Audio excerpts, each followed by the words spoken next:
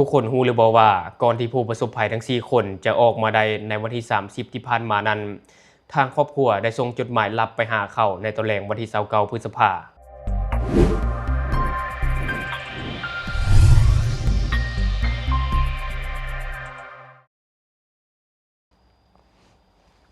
สวัสดีท่านผู้ชมยินดีต้อนรับเข้าสู่รายการ Talk the New และข่าวที่ข้าพเจ้าอยากจะนำเสนอในมื้อนี้ก็จะมาเปิดจดหมายจากครอบครัวที่ได้ส่งถึงผู้ประสบภัยทั้ง4คนในตอนแรกวันที่29หลังจากนั้นในวันที่30พฤษภาคมก็คือเมื่อวานนี้เนาะผู้ประสบภัยทั้ง4คนก็ได้ย่างออกจากถ้ำมาเองหลายคนอาจจะอยากรู้ว่าจดหมายนั้นมันเป็นจดหมายหยังจดหมายนี้บอกเลยว่าเป็นจดหมายที่ได้อ่านแล้วน้ำตาต้องไหลท่านผู้ชมเนาะและก็รู้เลยว่ากลุ่มผู้ประสบภัยนี่เขาจะเข้าไปเฮ็ดหยังกันแท้ซึ่งจดหมายก็ได้เขียนไว้ชัดเจนเนาะว่าได้หยังก็บ่อยากให้เอาออกมาเพราะเชื่อว่าอยู่แถวนั้นมันมีเจ้าที่เนาะมันมีเจ้าที่คันเจ้าที่บ่ให้ก็บ่สามารถเอาออกมาได้ถ้าอยากออกมาต้องเอาออกมาแต่โตแล้วก็ขอเข้ามาเจ้าที่เจ้าถ้ำเพิ่นให้เขาเจ้าปล่อยชีวิตเฮาโดยในมื้อนี้ข้าพเจ้าจะมาเปิดจดหมายที่เขาเจ้าได้ส่งไปในตอนแรกวันที่29ซึ่งข้าพเจ้าจะอ่านให้ท่านผู้ชมได้รับฟังไปนำกันเนาะตอนทำอิฐข้าพเจ้าอ่านคนเดียวรู้สึกน้ำตาซึมเลยเนาะแบบว่ามันสะเทือนใจนะท่านผู้ชมจดหมายฉบับทำอิฐได้เขียนถึงเอาอิงหรือว่าท้าวอิงจังได๋ก็อย่าให้อดทนสู้ๆเด้อพวกอายเอื้อยพร้อมทั้งพ่อแม่หมดทุกคนถ้าน้องอยู่เด้อขี้ดินคำให้ขอขมาขอโทษส่งคืนเขาซะบ่เอาหยังติดโตออกมาจึงจะรอดจากเอื้อยอายน้องพ่อแม่ถ้าอยู่ปากถ้ำและนอกจากนั้นก็ยังมีเอื้อยเพ่งที่ได้เขียนถึงท้าวอิง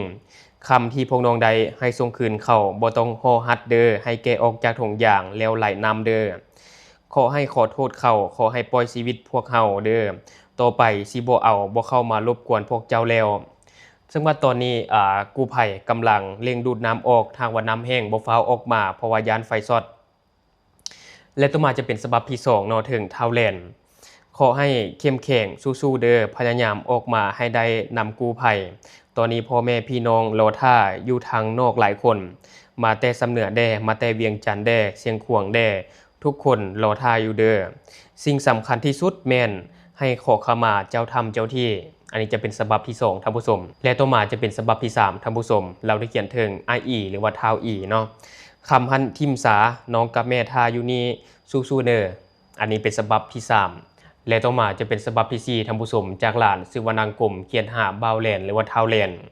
บ่าวต้องเข้มแข็งอดทนสู้ออกมาหาหลานหาครอบหาครัวให้ได้เด้อหลานกับพ่อแม่ลุงเสี่ยงหรือว่าอ้ายรุดมาแต่ซ้ำเหนือมาหาบ่าวทาบ่าวอยู่นาทำทุกมื้อนี้บ่าวต้องเข้มแข็งฝึกใส่ออกซิให้ได้เด้อบ่าวแลนเอ้ยหลานเชื่อมั่นว่าบ่าวต้องออกมาได้อย่างปลอดภัยเข้มแข็งเด้อบ่าวเอ้ยทุกคนฮักบ่าวคิดฮอดสุดใจพี่น้องเฮาอยู่ไกลไผก็มาทำมาหาบ่าวมาทาบ่าวเด้อถ้าบ่าวได้อ่านบ่าวต้องอดทนเข้มแข็งเด้อออกมาให้ได้ซึ่งฉบับนี้ก็มี2คนท่านผู้ชมที่ฝากถึงท้าวแลนเนาะอันนี้จากแม่ขันบ่เนาะท่านผู้ชมบ่แน่ใจคือกันเพราะว่าเขียนบ่ชัดเจนถ้าผิดพลาดก็ต้องขออภัยเนาะพอมันเอ่ยสู้ๆเด้อฝึกใส่ออกซิให้ได้เด้อลูกเมียถ้าอยู่นาทำทุกมือมาหาครอบครัวเด้อเข้มแข็งกู้ภัยเข้าไปฮอบเช้านี้ให้เจ้าออกมาได้เด้อสู้ให้สุดใจเด้อถ้าสิ่งใดที่เจ้าได้อยู่ในถ้ำนั้นบ่ให้เอาออกมาเด้อของเขาบ่ต้องเอาหยังออกมาเอาแต่ตัวออกมาของอยู่ในถ้ำบ่ต้องเอาออกมาสู้หมดทุกคนเด้อทุกคนถ้าอยู่นอกถ้ำแข็งขออภัยเข้มแข็งหมดทุกคนออกมาให้ได้เด้อและที่ผ่านไปก็จะเป็นจดหมายจากครอบครัวหรือว่าเป็นจดหมายกำลังใจก็ว่าได้เนาะที่จะฝากถึงผู้ประสบภัยทั้ง4คนในตอนแหล่งของวันที่29พฤษภาคมที่ผ่านมานั้นและต่อมาในวันที่30พฤษภาคมผู้ประสบภัยทั้ง4คนก็ได้ออกจากถ้ำอย่างปลอดภัยตามที่ข้าพเจ้าได้อ่านในจดหมายกับท่านผู้ชมได้ฟังก็น่าจะคาดเดาได้แล้วเนาะว่าเขาเจ้าเข้าไปเฮ็ดหยังและเขาเจ้าได้หยังแดเนาะท่านผู้ชมอันนี้ก็บ่อยากเปิดเผยฮู้ๆกันอยู่แต่ว่าแนวใดก็ตามทุกคนออกมาอย่างปลอดภัยก็ดีใจแล้วเนาะเขาฮู้ที่บอนผิดฝาดเนาะสอกอยู่หากินเข้าไปแล้วมันมีประมาณ20ไปเม็ดมันเป็นบอนลึกกว่าหมู่อยู่หั่นเนาะมันนำฮู้เข้าไปเด้แล้วเตรียมแล้วกลับออกมานะเนาะน้ำละท่วมนะบ่มีทางออกแล้วก่อนหน้านี้เขาก็ไปดุอยู่บ่ก็เคยไปอยู่เคย2-3มื้อก็ไปแต่ว่ามันน้ำก็ปกติมันบ่นั่นเด้เนาะมัน แบบไม่พอจะมีขี้ตมนี่นะ สำหรับพวกเฮาก็ย่างเข้าไป แล้วก็บอนใดแคบกับเรือเข้าไปซั่นว่า แม่น หมายความว่าเฮาก็มีความคุ้นเคยกับอันบอนที่เฮาไปดุนี่แม่นบ่ทำเนี่ย ก็เคยก็บ่เคยแต่บ่จื้อเนาะไป เข้าไปก็มื้อเทื่อก็มุดก้อนหินนี่ก็ประมาณ2เมตร3เมตรก็มีได้เอาออกมื้อเช้า ลักๆแล้วเฮาไปซอกอีหยังอยู่หั่น โอ้ยไปชอบอยู่หากินนี่นะชอบเกียร์ชอบไอ้นี่มันมีทำเกียร์ได้อยู่หั่นเนาะเฮาละเข้าแบบว่าเข้าทางลัดคิดสิออกทางนั้นใดเด้อไปทางนั้นมันมีน้ำนี่เฮาละบ่เข้านะ เฮา ทางโต เฮาอยู่บ้านนี่ดนประเด็นละ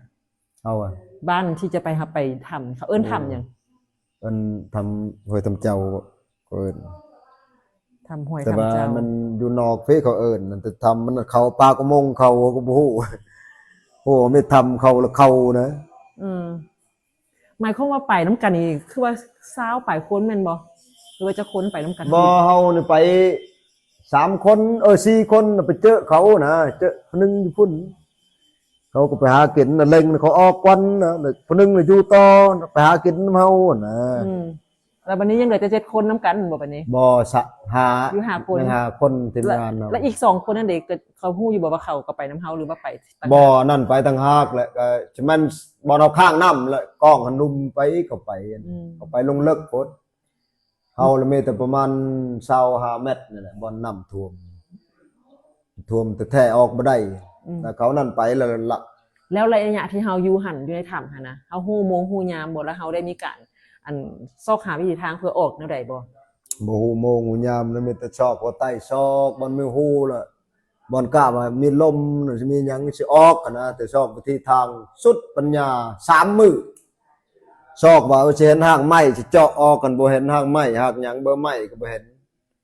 สุดปัญญาแล้วมันพาได้มานอนพักผ่อนเอาแห้งอย่างเดียวมีแต่นบพระเจ้าอยู่ในหั่นช่วยเหลือ แล้วเฮากินเฮาอยู่จังได๋ล่ะ บ่มีหยังกินอยู่แบงนั้นนอนเมื่อนอนก็ลุกนั่งเมื่อนั่งลุกนอนเนี่ยแหละมีแต่กินน้ำอย่างเดียว แต่วันที่19มาจนมาฮอดมื้อนี้เนาะ เจ้า มื้อนี้ที่30ก็เป็น11มื้อถ้าหวนกลับคืนได้จังซี่เฮายังสิไปซอกอยู่หากินจังซี่บ่ นบเลยบ่ไปลาบมีลูกสั่งลูกมีหลานสั่งหลาน มีอ้ายน้องสั่งหมดโอ้ตัวนี้บ่จะให้ไฟเข้าละ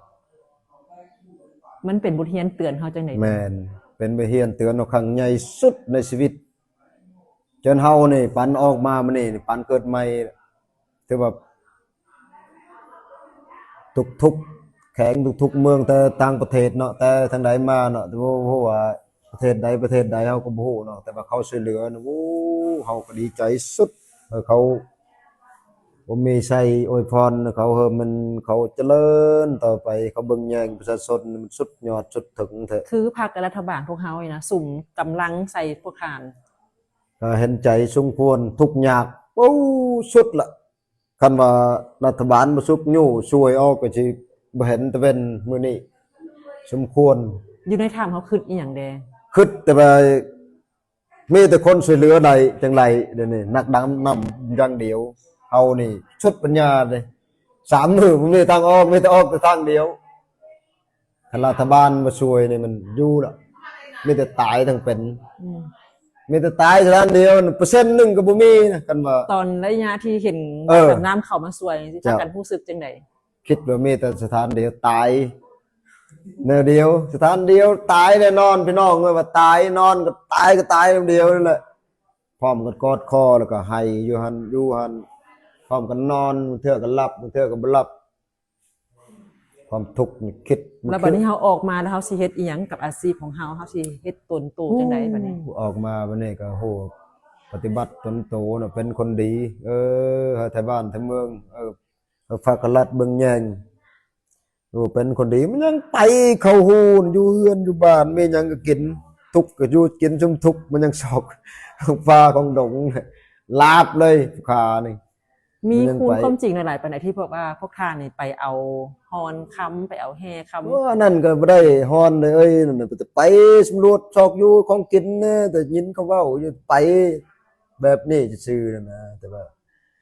ความจริงก็มีเฮาก็บ่เคยประสบการณ์ปานใดมีแต่เลาะ กวดไปซอกยวนกินสุนหลายน่ะ